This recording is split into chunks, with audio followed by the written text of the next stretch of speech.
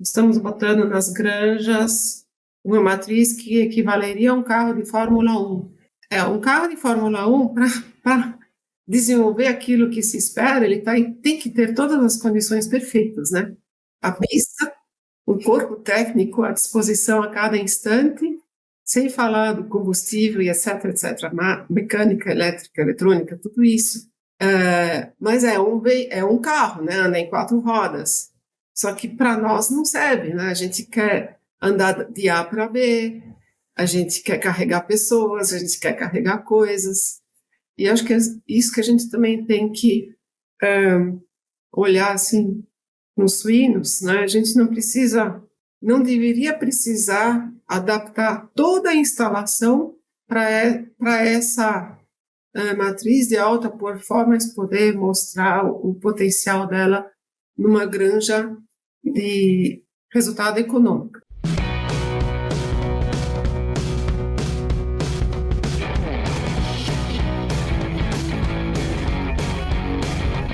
No Suinocast de hoje, a gente tem a honra de receber Beate von Starr. Beate, muito prazer te receber aqui no nosso Suinocast. Obrigada por essa oportunidade. É um desafio novo para mim. Para todos nós. A gente cada vez aprende mais a estar nesse modelo de transmissão de conhecimento online, mas eu tenho certeza que a gente é uma maneira válida de se aprender e a gente está muito ansioso para escutar de ti e aprender contigo hoje, Beate. Eu acho meio difícil eu ter coisas para ensinar numa plateia tão seleta, tão especializada. Eu não tenho formação técnica, mas eu andei pensando um bocadinho a respeito do tema, talvez tenha alguma troca. Vamos ver. Antes da gente falar do tema técnico, Beate, se tu puder te apresentar rapidamente para o nosso público que não te conhece. Eu sou Beate, estou à frente da TopGen. Eu já estou na atividade agropecuária há 30 anos. Esse ano completa 30 anos, está completando. E eu sou de São Paulo, nascida e crescida lá, estudei lá, e vim aqui meio de paraquedas a atividade. Meu pai que iniciou, embora ele também não tenha origem produtor rural, ele iniciou, mas aí por fatalidades da vida eu acabei vindo aqui para ficar 1 mês ou 2 meses, para ver se eu segurava a onda até a gente tomar alguma decisão. E eu fiquei, né? Fiquei esse tempo todo. E nesse meio caminho, a gente iniciou a TopGen como ela é hoje. Nós já tínhamos suínos na época, quando eu vim, e obviamente a gente acaba tendo os mentores no meio do caminho, a gente conseguir, até para ajudar nas estratégias, né? E o principal mentor nosso na área de suinocultura, ele veio com a seguinte orientação: olha, vocês têm um plantel que deve ser um dos melhores do Brasil, acho que vocês têm que fazer tudo para manter esse plantel. Você vai entrar no conceito de granja núcleo, que para nós era novidade, era totalmente novo, e nós vamos tentar uma granja núcleo de alta biossegurança, e nós vamos eliminar as doenças de rebanho. Nós tínhamos todas, né? Nós tínhamos rinite, sarna, micoplasma, enfim. Foi assim que eu cheguei aqui. Certo. E 1 ano e meio depois, a gente estava construindo a granja, sem dinheiro. Como muitas granjas são construídas, né? E sem dinheiro e sem saber o que estava por vir de fato, né? Eu só sabia que eu devia investir em marketing, mas eu estava rodeada por gente que tem a visão de produtor rural. Primeiro você tem que ter produto para depois botar no mercado. E, bom, enfim, é um pouco assim. Eu entrei aqui no primeiro semestre, tinha a inflação doida, que você não deve nem ter visto, e um semestre depois que eu comecei aqui, veio o Plano Real. E foi a primeira vez, isso foi por outra razão, nesse semestre, que começou a ter um pouquinho de liquidez na atividade nossa. E a mentalidade era, vamos adquirir insumos e estocar. Eu falei, não, nós vamos comprar à medida da necessidade. Eu quase deixei o gerente aqui louco, né? Porque eu vim de paraquedas, e eu já venho com uma dessas, e, enfim, foi uma acertada. Enfim, a gente tem que aprender a navegar conforme a onda, né? A onda e os ventos. As matrizes da Top Gen carregam a excelência em seu DNA, guiando os produtores e consumidores a um futuro mais sustentável da suinocultura. Resultado de 4 décadas com foco em melhoramento de matrizes e agora potencializado através da atualização genética com o que tem de melhor na Suíça. E até dar um comentário que tu mencionou, né? Talvez eu não tenha muito para ensinar, mas eu acho que tudo isso que tu me falou até agora, nada se aprende em sala de aula. É entendendo do sistema, da estrutura, é botando variáveis da economia do país, da situação da tua empresa, daquele teu feeling, né? Um pouco da tua... Eu acho que é realmente isso que tu tem para nos ensinar hoje, Beata. É muito bom escutar. E eu queria, voltando um pouco, como que tu te sentiu quando teu pai te convidou, ou entre aspas, te testou para seguir tocando a atividade, na questão de que hoje se fala um pouco mais, mas eu acho que no passado ainda existia, só que não se falava tanto, de uma mulher estar à frente do negócio. O pai nem ensinou, ele nunca imaginou que eu fosse botar o pé aqui. Ele faleceu bem antes, e aí no final meu irmão estava tocando aqui, e ele também faleceu num acidente de asa delta. Nossa! Aí eu vim aqui segurar a onda assim para ver o que a gente faz. Foi uma fase bem, muito mais complexa do que eu estou contando agora. Sim. Eu imagino. E eu vim com minhas 2 filhas, uma de 3 e uma de 5 anos, ou seja, 2 criam o pé nesse mundão aqui. Mas a gente vai se ajeitando, vai se adaptando, né? Perfeito. Perfeito. E, obviamente, você se cerca de pessoas que conhecem o tema. Eu não sabia nem quantos quilos pesava uma saca de milho. Tinha a menor noção. O milho, só para você ter uma ideia, a negociação tanto de milho como de suínos, na época, era em dólar. Aí você transformava em dinheiro local, né? E tratava de gastar o mais rápido possível.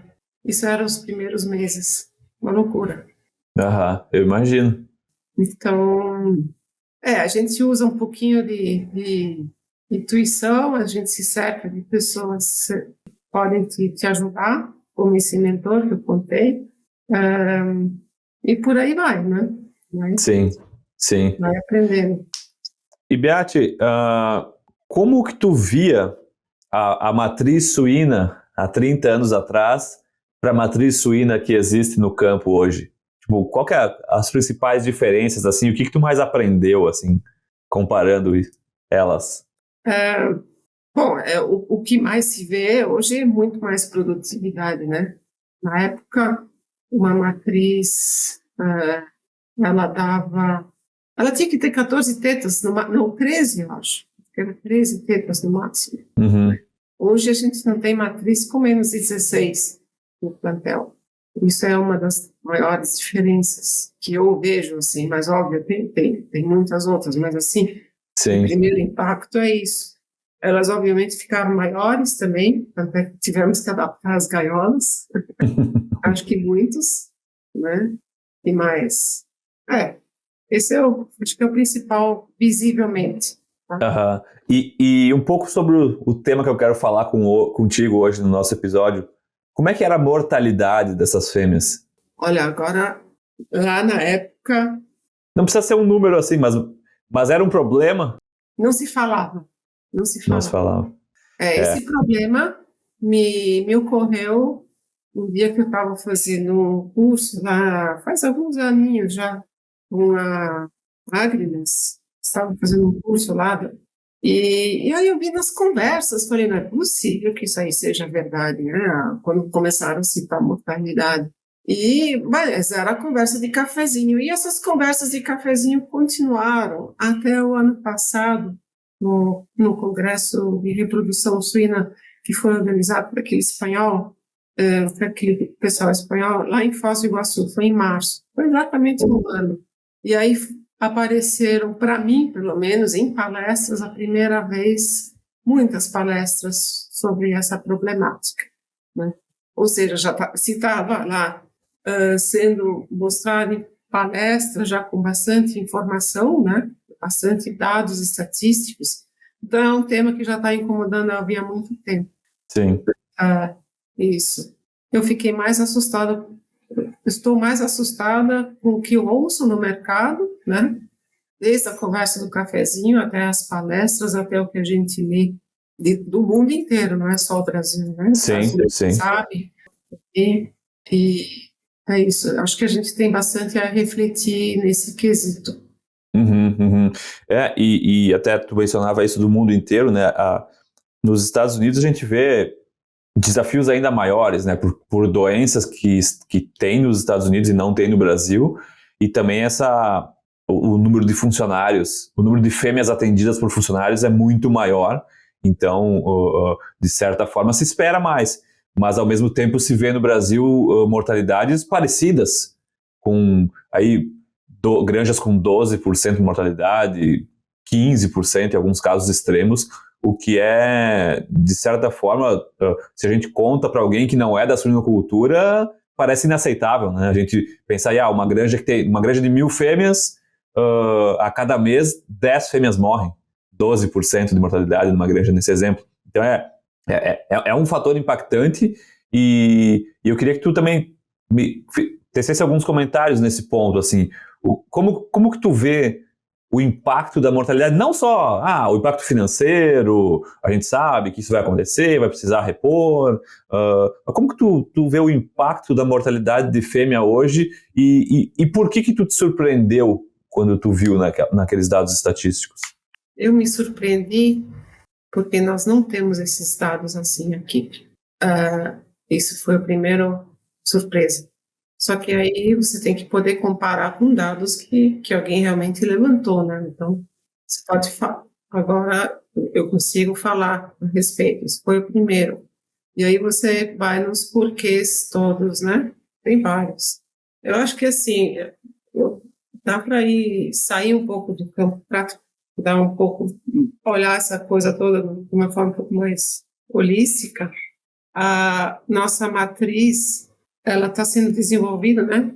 Já faz muitas gerações para alta performance. Então a gente está botando nas granjas, a gente como setor, tá? Estamos botando nas granjas uma matriz que equivaleria a um carro de Fórmula 1. Um carro de Fórmula 1 para desenvolver aquilo que se espera, ele tem que ter todas as condições perfeitas, né? A pista, o corpo técnico à disposição a cada instante, sem falar do combustível e etc, etc, mecânica, elétrica, eletrônica, tudo isso. Mas é um carro, né? Anda em 4 rodas. Só que para nós não serve, né? A gente quer andar de A para B, a gente quer carregar pessoas, a gente quer carregar coisas. E acho que é isso que a gente também tem que olhar assim nos suínos, né? A gente não deveria precisar adaptar toda a instalação para essa matriz de alta performance poder mostrar o potencial dela numa granja de resultado econômico. Não estou falando em pesquisa, nem sim. genético. Eu acho que, assim, como setor, lógico, existem melhorias para fazer em ambiente, em ambiência e tudo mais para tirar mais daquele potencial, né? Para conseguir obter mais o potencial. Mas acho que a gente pode rever algumas coisas e voltar a olhar nas coisas bem simples, né? Acho que tem que começar por aí. E aí a gente consegue compensar essa alta mortalidade também, sem pensar em coisas muito complexas, né? As coisas mais simples. Número 1, água. Água em abundância. Obviamente, a água livre de patógenos não se discute, mas a abundância tem que ver se a equipe está olhando tudo direitinho, né? Às vezes acontecem umas falhas muito primárias numa granja que você nem imagina, chupeta que top e por aí vai. Água boa, não é só livre de patógenos, né? Ela não pode ser quente. Eu consigo imaginar granjas com a tubulação passando por fora e recebendo o sol da tarde. Sei lá, eu posso imaginar.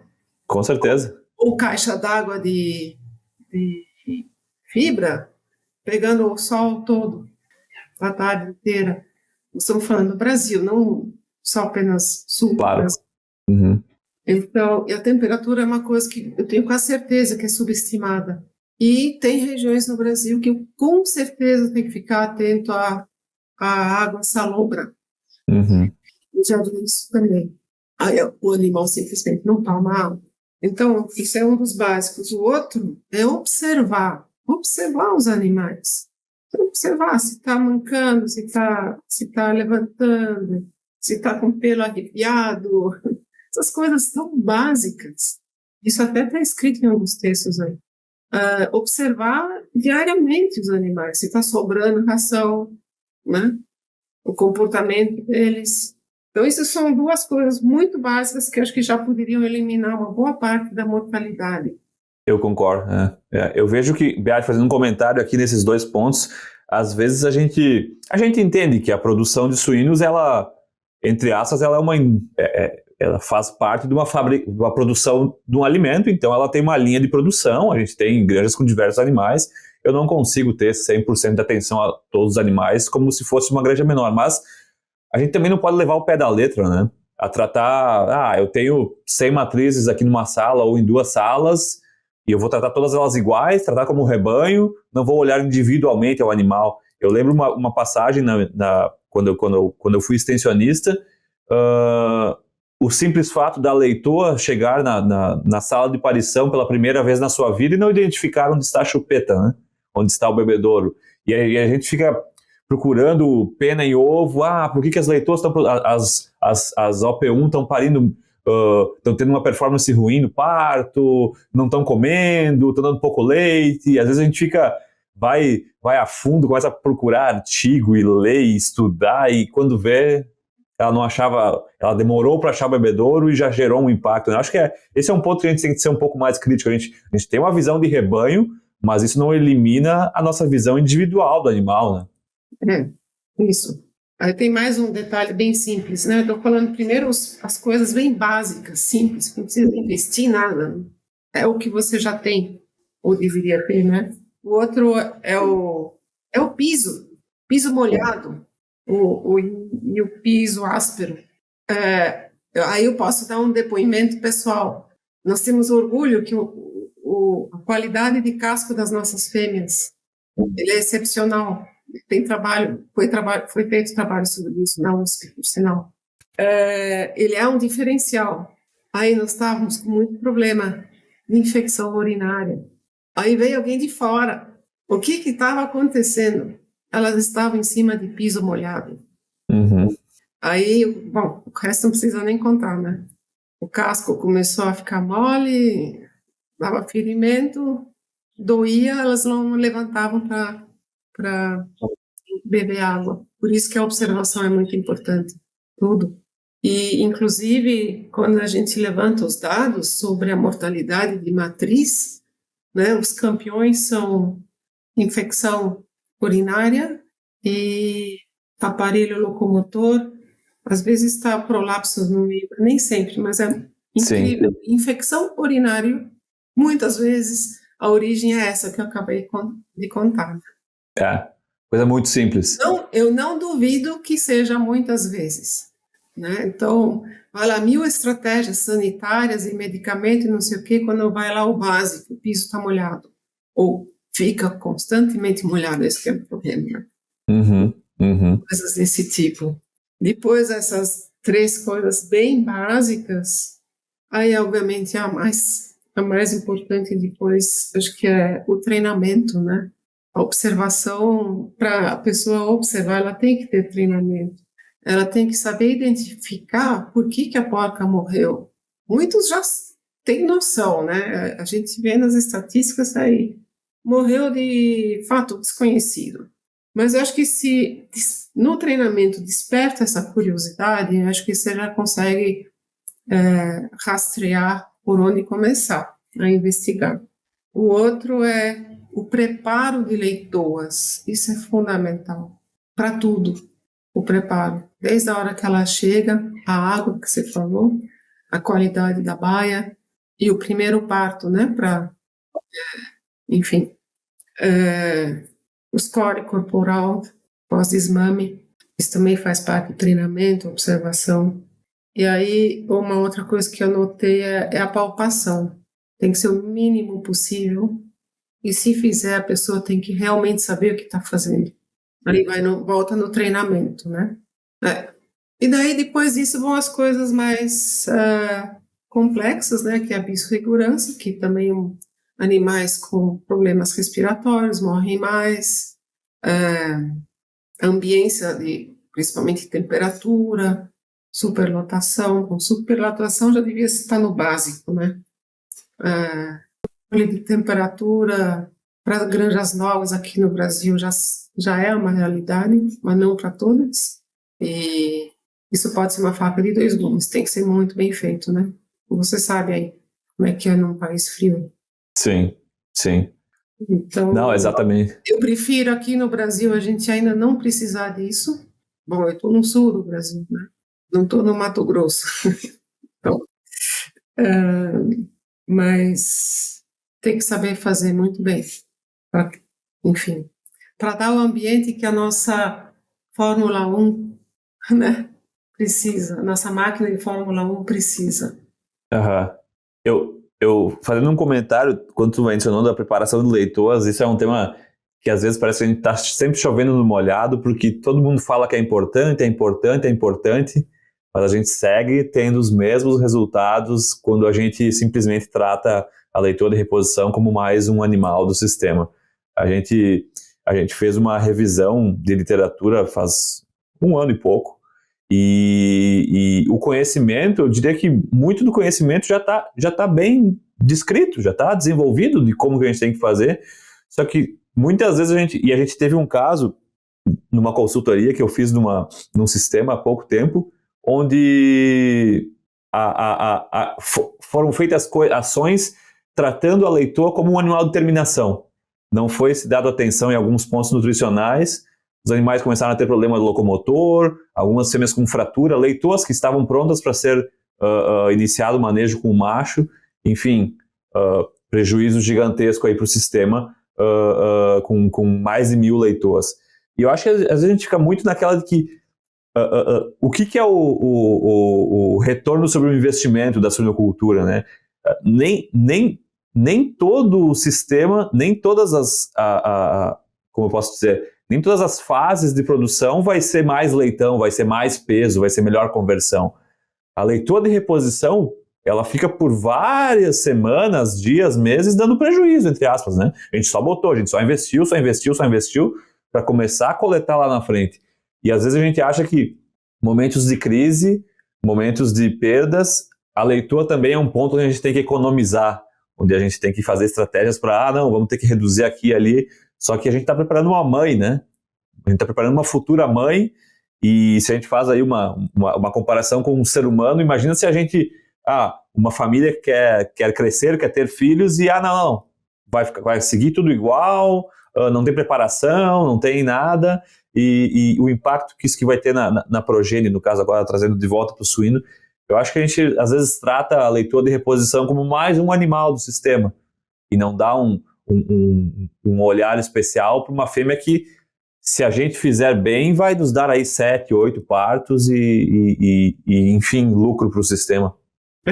Tem um detalhe ainda que eu falei a ração, né? Isso já é não é importante, mas depois dos básicos, olhar muito a ração, né? Não só a quantidade, mas que nem isso que você falou, dentro do preparo da leitoa também está a formulação de ração. Como a gente exige muito da matriz, a gente tem que repor uma série de nutrientes, né? Está cheio de palestras a respeito. Isso tem que ser seguido.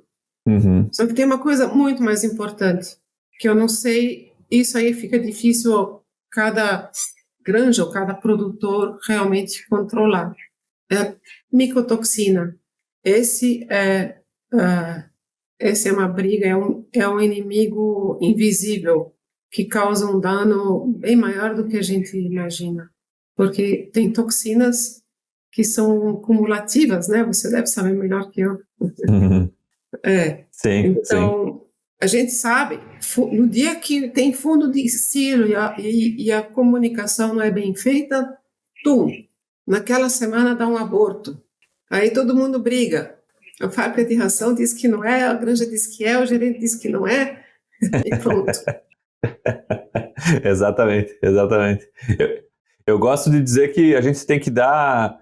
Bom, eu sou veterinário, mas eu hoje não atuo mais tanto como na parte de sanidade, mas eu falo que a gente tem que dar problemas complicados para os veterinários resolverem. Não simplesmente a gente chegar na granja e o piso rachado, quebrado, a caixa d'água no sol. Esse tipo de problema não precisa veterinário para resolver, né? Então, essa parte aí é mais complexa, isso exige uma conexão muito ajustada entre as diversas equipes, Sim, né? Isso já é faz parte, inclusive, de você detectar de onde vem, né, a sim, mortalidade. sim. E quanto mais dados são registrados na granja, na fábrica de ração, mais você consegue rastrear. Então, a anotação, junto com o treinamento, é o próximo passo, que pode ajudar, realmente. Como que tu vê, Beate, essa questão do treinamento de pessoas? Assim, eu queria que tu comentasse assim, porque às vezes não é fácil, né? Às vezes a gente tem um funcionário que ele não tem, às vezes não estudou, ou tem um nível escolar que ele não completou, e enfim, está trabalhando na granja, e muitas vezes é ele que vai ver a fêmea morta, às vezes a gente quer que ele abra perto da composteira para dar alguma conclusão básica, para a gente só não colocar outras causas lá. Como que a gente...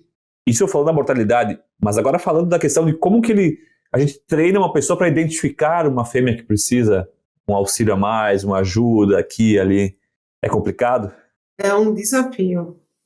Aqui não tem uma formação de, sei lá, nível técnico para isso, né? Em muitos países tem, o cara já sai com um monte de noções, né? Com 2 ou 3 anos de curso técnico. Então, aqui a gente tem que fazer nós mesmos, né? E isso aí é bem complicado, porque o pessoal mais antigo, vamos falar assim, aquele que cresceu praticamente dentro de uma granja, ele tem uma dificuldade de imaginar que alguém não saiba aquilo lá.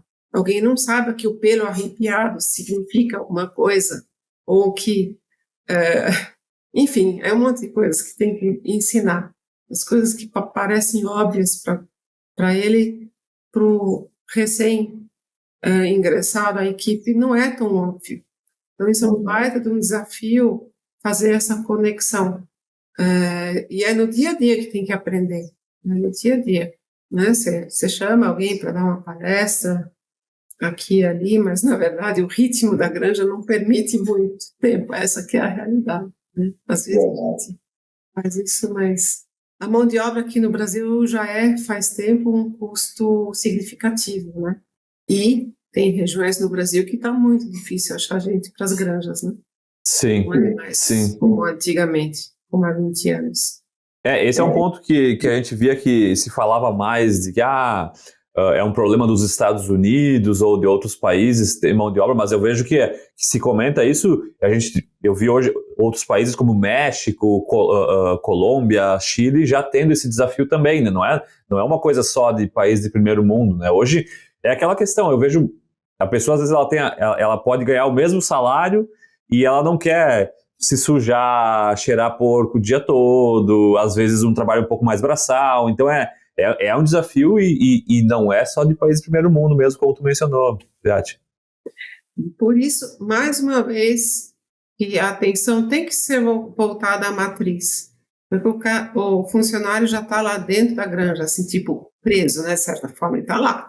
Ele quase não tem chance de, sei lá, é dentro de uma fábrica mesmo que ele fica, né? Para entrar de novo tem que tomar banho. Ele fica muito também confinado, né? Do nosso ponto de vista. Daí ele ainda tem que arrastar aquelas porcas de 200 e tantos quilos e picar para jogar na composteira ou ir até a composteira, né? É um serviço muito desagradável. E, além disso, tem que fazer bem feito, né? O cara ele tem que cuidar para que aquela porca dê o máximo dela, aí daqui a pouco ele tem que picar ela na composteira. Isso é muito difícil, isso faz mal para a moral. E, e outra coisa que é importante, que eu acho que a gente tem que realmente pôr no olho, a porca, ela tem que ser, já voltando à questão da mão de obra, ela tem que ser o mais autônoma possível. Ou seja, ela tem que dar conta da leitegada, ela tem que ser dócil, aí já ajuda a, a mão de obra a ficar mais satisfeita dentro da granja. Essa autonomia é um ponto bem importante. Sim. E eu acho que isso é um ponto crucial, porque na seleção, eu inicio uma atividade, inicio uma granja, eu vou ter a importante decisão de escolher a genética que vai fornecer o material genético aqui para minha granja. E é uma decisão que impacta demais, né? É uma decisão difícil de reverter, porque simplesmente trocar de genética depois que uma granja está estabelecida demora tempo, toda uma adaptação de talvez, não digo manejos, mas recomendações diferentes entre genéticas. Então é uma decisão muito, muito importante enfim, muito da parte econômica tá envolvida na genética. Mas esse ponto que tu mencionou é uma coisa que a gente às vezes esquece, né?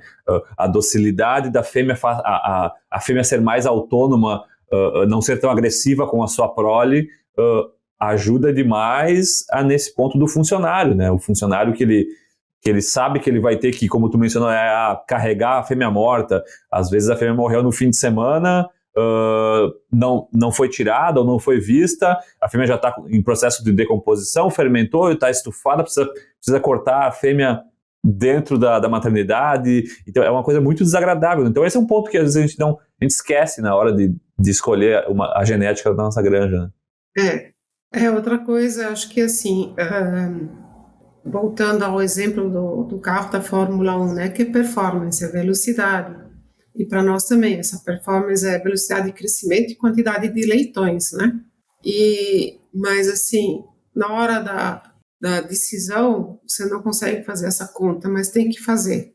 Você tem que ver, eu acho que o melhor jeito de fazer essas comparações é via margem de contribuição. Qual que é a margem de contribuição de cada leitegada para pagar o investimento na matriz? O investimento na matriz é o preço de compra até a cobertura, né? Até essa ração e tudo mais, né? Os tratos necessários até a primeira cobertura. Esse é o investimento. Aí você tem a leitegada com o seu custo. Quantas leitegadas pagam a matriz? Tudo bem, uma ou duas, sei lá. Aí tudo isso, quantas vezes você precisa rodar para pagar o custo fixo, né? A granja, os juros, etc, etc, etc. Eu acho que se analisar via margem de contribuição, fica mais fácil de ver. Eu acho que é um bom método. Sim, sim. E voltando nessa questão do funcionário que tu comentou ali, todo esse trabalho que dá, certamente, mas é quase impossível de medir, existe um impacto emocional nesse funcionário que, enfim, é um animal morto, é um animal que ele tem um fator emocional envolvido, mesmo que seja microscópico. Se isso acontece toda semana, ou algumas vezes a cada 2 dias, é desagradável e pro emocional do funcionário. A gente às vezes pensa, não, o funcionário de granja ele tem que ser durão, fazer esforço físico e era isso, ele nem pensa nisso. Não, ele pensa, ele é um ser humano, né? Ele tem família, ele já perdeu um ente querido, ele tem às vezes filhos, então é desagradável emocionalmente também tu trabalhar em um ambiente onde existe mortalidade constantemente, né? E de um animal que às vezes era uma fêmea prenha, era uma fêmea que estava por parir. Eu acho que tem esse componente que às vezes a gente não esquece de colocar na conta, né? Com certeza. Ele deve ser um componente muito mais pesado do que a gente pensa, porque ele está lá para salvar os animais, não só salvar, ele está lá para alta produtividade. aí de repente, pum, morre uma porca que podia dar, sei lá, 16 leitões.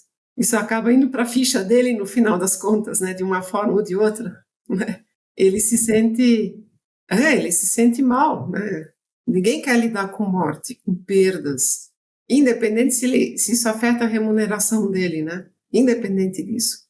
Com certeza, com certeza. Então, isso, e uma outra questão, fugindo um pouco, que eu acho que é muito séria, nós falamos da percepção de dentro da granja, né? O que pode ser afetado, a moral dos funcionários. Mas tem também, como setor, como é que a sociedade vai ver um setor que perde 10, 15% das suas matrizes, que morrem. Tem país que o consumidor não quer nem ouvir falar em eutanásia de leitão. Isso não pode. Como é que, né? A gente está na era que tudo tem que ser...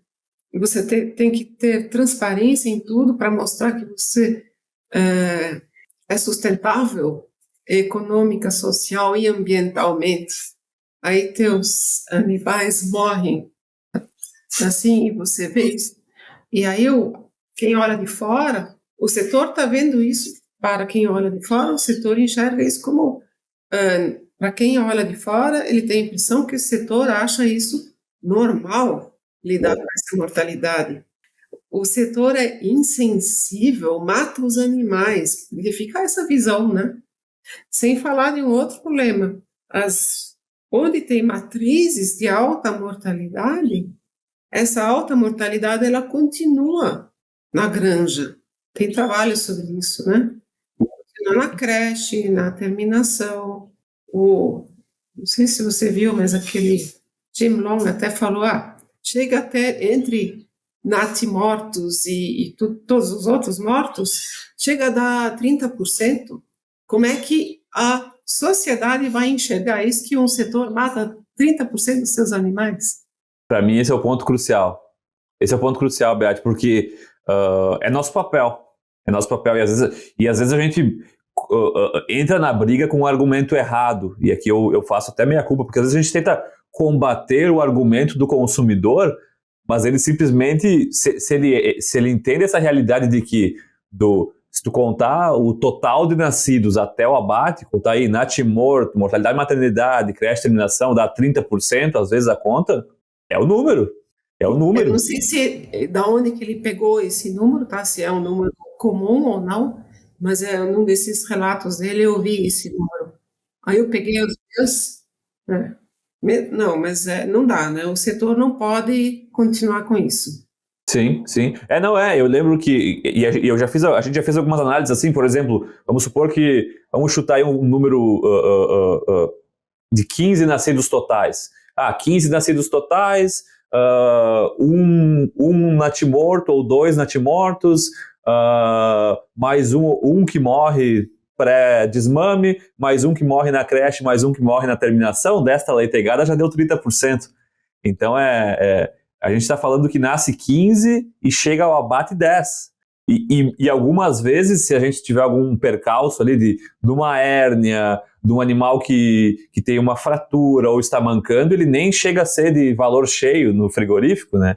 Então eu acho que, para mim, tu falou esse ponto bate é uma pulga atrás da minha orelha direto, a visão do consumidor. A gente tem que melhorar bastante nisso, em vez de às vezes atacar o consumidor e querer, a gente tem que, se a gente é responsável por 1% dessa percepção, vamos fazer bem feito esse nosso 1% aqui, em vez de ir contra o argumento do consumidor, que é ele, entre aspas, o que dita, né, o que ele quer consumir.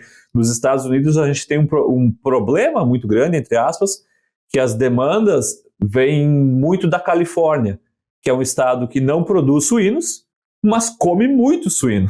É o estado onde as modas aparecem. Exato. E aí aquela coisa, se a gente for contra a moda, a gente não vai resolver nada. A gente tem que tentar, de alguma forma, ajustar o nosso sistema de produção. Obviamente, a gente não vai concordar com 100% do que se exige, porque existem coisas que não fazem sentido. Mas a gente tem que garantir o mercado. A gente tem que garantir a venda, né? Então, eu acho que a gente, nessa questão de mortalidade, que é o ponto central da nossa conversa hoje, a gente tem que revisitar, voltar para dentro da granja e olhar o que a gente está falhando, porque a gente não pode conviver com a mortalidade e achar que isso é normal.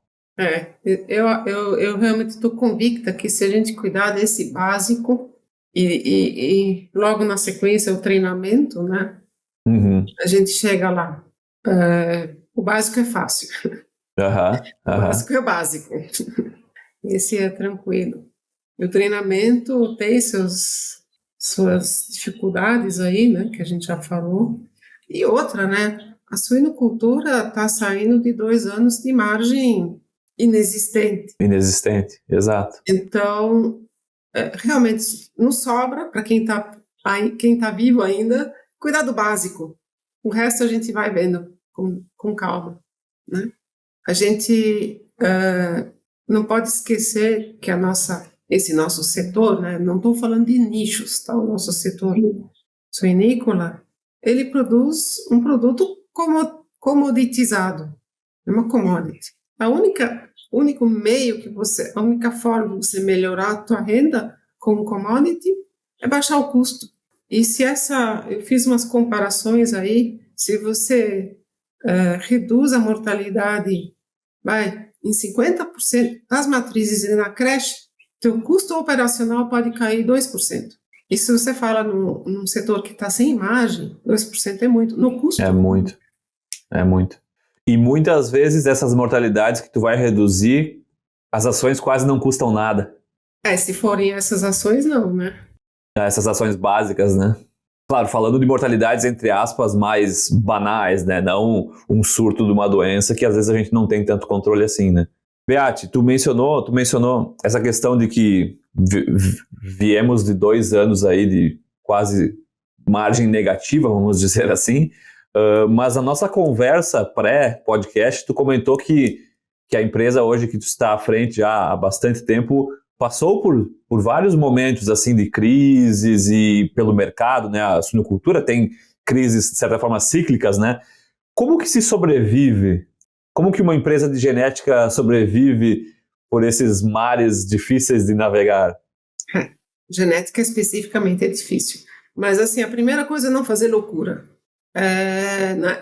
Num ano bom, você pôr as contas em dia e não fazer grandes loucuras. Quem sobreviveu, ele tem uma coisa em comum, todos têm uma coisa em comum, que é movido pela esperança, né? De melhorar daqui a 2 meses, 3 meses. Uhum. É, Aí lá se foram 2 anos, né? Isso também, isso aí conta bastante. Uma outra forma de eu me proteger dessas várias, ou me proteger um pouco mais, eu estou quase autossuficiente em grãos. Não, eu estou autossuficiente em grãos. A gente planta, colhe, seca, guarda lá e come. Dá de comer, né? uhum, uhum. Isso ajuda a reduzir custos, né? Acho que é isso, né? Aham, Fazer conta de custo para tudo, todas as decisões que você toma e não ir só numa onda, né? perfeito.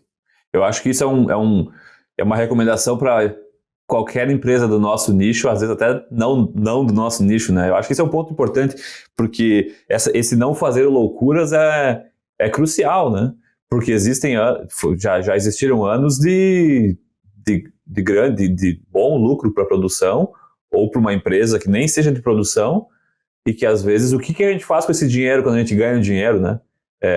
Esse é um ponto importante. A gente sabe que daqui X anos vai acontecer um momento de crise novamente, de margem negativa e cada vez mais desafiador. Porque a gente, como tu falou, a gente está falando de um produto comoditizado, né? Que não depende da gente, de mim, o preço. Então eu tenho que trabalhar com o custo. Eu acho que esse não fazer loucuras, acho que é uma recomendação para qualquer empresa hoje. A melhor forma da gente se defender no mercado comoditizado é o custo. E tem a escala também. A margem de contribuição é pequenininha por unidade, então, quando você tem muitas unidades, você tem mais para cobrir o investimento. Mas aumenta o risco também.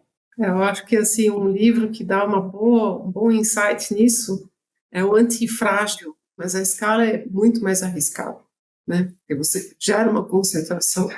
Imagina essas granjas grandes nos Estados Unidos, numa delas entrar uma PED, né? Né? Uhum. É um drama. Não, é muito. E hoje tem se vivido muito a questão da peste suína africana, né? Essa preocupação de que é simplesmente todos os recursos que tu tem para colocar vai ser colocado ali. E por isso que hoje os recursos em evitar que entre tem que investir muito nisso. A gente tem trabalhado aqui bastante com isso. Não é o foco da nossa conversa hoje, mas eu acho que trazendo um pouco para a questão econômica, hoje que a gente não tem, a gente tem que planejar o que fazer para evitar que aconteça, mas que se acontecer, porque não depende só de nós, qual é que é o plano de contingência? E daí para a questão econômica de uma empresa, da mesma forma, né? Hoje que eu tenho dinheiro, estou tendo lucro, o que eu vou fazer no momento que... Como que eu me protejo de crises e de prejuízo, né? Isso nós vamos ver muito ainda esse ano. Menos, mais na área agrícola do que suínos dessa vez. O produtor rural, de uma forma geral, ele tem uma visão muito de produção, produção, produção. Ele muitas vezes esquece de olhar para o mercado, né? Seja plantador de soja, ou leiteiro, ou suinocultor. Aí ele esquece dessa questão mais estratégica. Uhum. Peraí, o que eu faço se a coisa piorar? Sim. Não adianta fazer loucura. Exato. Beate, acho que finalizamos nosso bate-papo técnico aqui. Acho que foi bem legal essa questão dessa visão holística. E a gente geralmente termina os nossos episódios falando um pouquinho mais sobre o entrevistado, algumas perguntas fora da pauta. Eu queria saber de ti o que tu faz nas horas vagas que não é relacionado a suínos. Qual que é o teu hobby? O que tu gosta de fazer? Quando eu me concedo o tempo, Isso. eu leio um pouco, toco piano, caminho com os cachorros, enfim. Esse tipo de coisa. Legal. Nada demais. Tem um piano em casa, então. Ele tá abandonado, coitadinho. Legal. E se tu pudesse deixar um recado para as novas gerações da suinocultura, seja o produtor que vai ser produtor daqui a algum tempo, ou o profissional da suinocultura que vai querer trabalhar na suinocultura, se tu pudesse dar um recado de todo o teu legado e experiência na área para essas pessoas que estão iniciando a carreira. Ele tem que pensar no equilíbrio. Ele tem que buscar um equilíbrio, até da parte pessoal, né? Como você se envolve no trabalho e versus vida pessoal, e na granja também. Não adianta você buscar uma Fórmula 1 se tua granja é equivalente a uma estrada de chão, ou então uma rodovia igual a nossa aqui, normal. Você tem que buscar o equilíbrio, né? Isso em tudo, seja na instalação, nas pessoas que trabalham, na ração e no tamanho do seu bolso, né? Tem que estar equilibrado. Fazer contas para tudo e não acreditar na conversa dos outros. Cada um tem sua realidade. Eu tenho que fazer a minha conta, a minha realidade, que já é diferente do que a do vizinho. Pode ter até o mesmo método de fazer conta, mas uma coisa, por exemplo, que eu falo, não adianta você discutir no cafezinho conversão alimentar.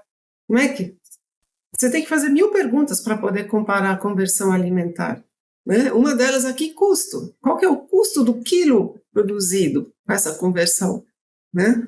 E, enfim, aí vai mais um monte de perguntas. Então, tem que fazer contas, não tenha medo de fazer contas. O equilíbrio, eu acho que esse realmente é importante. E esse equilíbrio, você também tem que pensar nos animais, escolher os animais. Tem que ser um animal equilibrado, um animal que dá conta. Eu falei em observação, né? Observar os animais, observar o quê? Se está mancando, se não está mancando. Ou seja, observar o aparelho locomotor, porque a gente exige tanto dessa nossa matriz Fórmula 1 e esquece que ela tem que ter pernas para aguentar isso tudo. Que adianta o carrinho lá da Fórmula 1 ter um baita do motor e a roda não dá conta. Uhum.